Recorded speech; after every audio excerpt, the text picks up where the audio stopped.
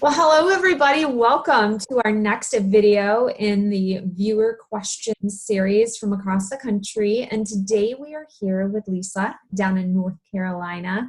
And she is a pharmacy tech, works at home and loves it, which is awesome. I love when people find their kind of happy place in what they're doing. So I think that's great. Welcome. Thank you, Kari. Yeah. Well, what is your first question for me today? How are you notified of manner of death? That comes on the death certificate. So when we receive somebody from the hospital, there may be a tag that says biohazardous on it. Some hospitals just do that on every deceased on like the bag, but sometimes they will alert us if they're like right now we're being alerted if it's COVID-19, if they died in the COVID-19 section of a hospital or if they were in the COVID-19 wing of a nursing home. But typically, otherwise, when we submit the death certificate to the doctor for signature, when we get it back is when we find out cause of death. We may have already, when we meet with the family, found out, oh, they had this type of cancer, or oh, this happened, or oh, it was a homicide, suicide, whatnot. That maybe, the family tells us before we get information from the doctor, because it can be days or a week before we can get information from a doctor or a medical examiner sometimes. So we don't always have immediate information from them, which is why treating everybody as if they're infectious is really important, because like if somebody has maybe MRSA, we may not know that until we get the death certificate, because it's usually a contributory something that maybe somebody had because they were in the hospital or in the nursing home, but it wasn't specifically what killed them, but it's still highly contractable or highly contagious for us, but we may not know until later. So some of those things we just have to take precautions just in case, regardless. Yeah. All right. The next question is, how are cemeteries established?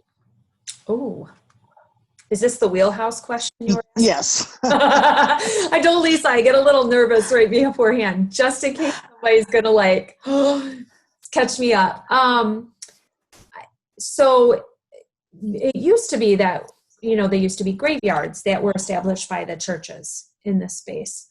Now, you can establish one in your own yard if you go through the right zoning and laws. So some states you just need to say, hey, is this okay? And you can put a cemetery in your front yard or bury somebody there. But a large cemetery is usually through the township or through the city. Or if it's a large one with a church, then the church is going to establish, and you just have to get the zoning approval for that.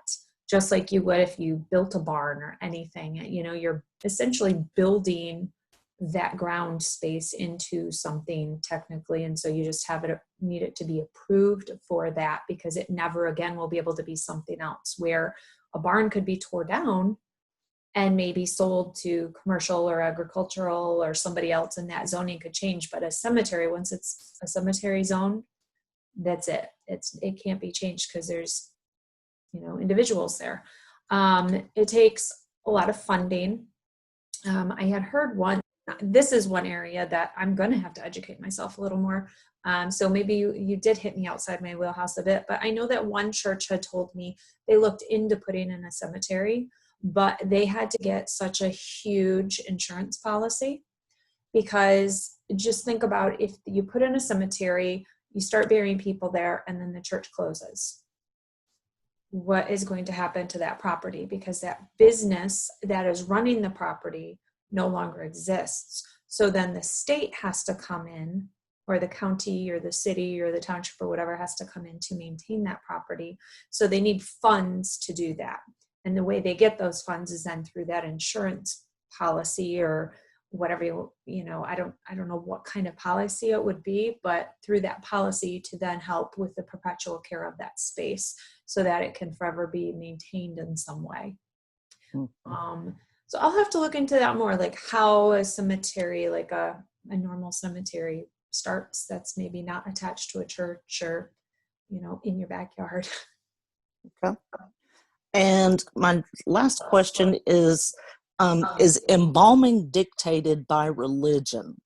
I know you said embalming is only required for public viewing, but does religion play any part in embalming?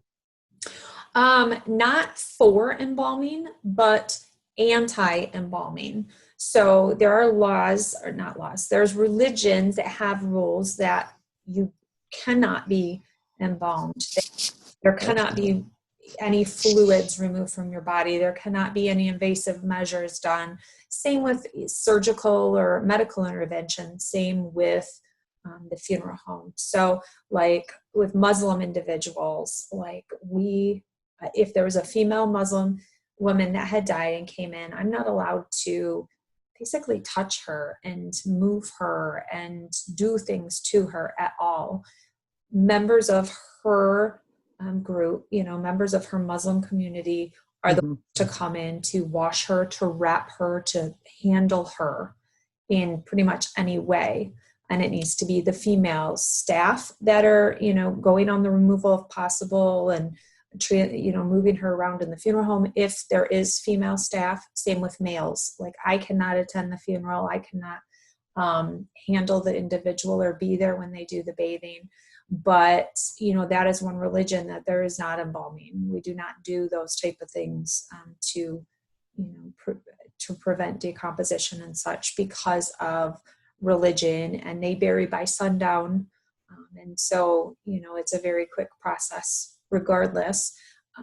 So different religions kind of dictate some of that against the preparation and against any invasive measures, but there's no religion or anything that would dictate that you need to do that per se, unless it was like, I was going to say Egyptian, but Egyptian's not really a religion. So there might be something in there that, a certain group, when that all began in Egypt, that is, like the mummification was how their church members were carried around. I need to dive in and get me some information for you. More on that. So I will get some follow-up, I think, on these questions. Those are good. You did catch me up. I kind of like, it's a challenge. I love being challenged. I say that all the time. So when I can expand my knowledge by people questioning, yes, somebody can watch the video and go, gosh, she doesn't know anything.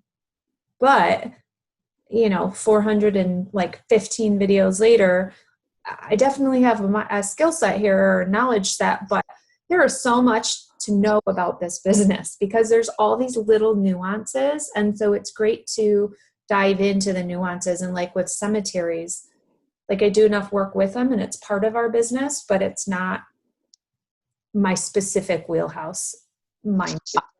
I've watched so many of your videos, I really had to dig deep because I felt like I knew the answers to most of the questions. So. That's awesome. That's awesome. Well, I have not been asked the same question twice yet from any of the people from the different states. And I'm quite amazed by that. So I think you guys are really trying to find new things to ask me about, which is what makes me nervous. Like when we get to like the 40th state, what am I going to be asked? But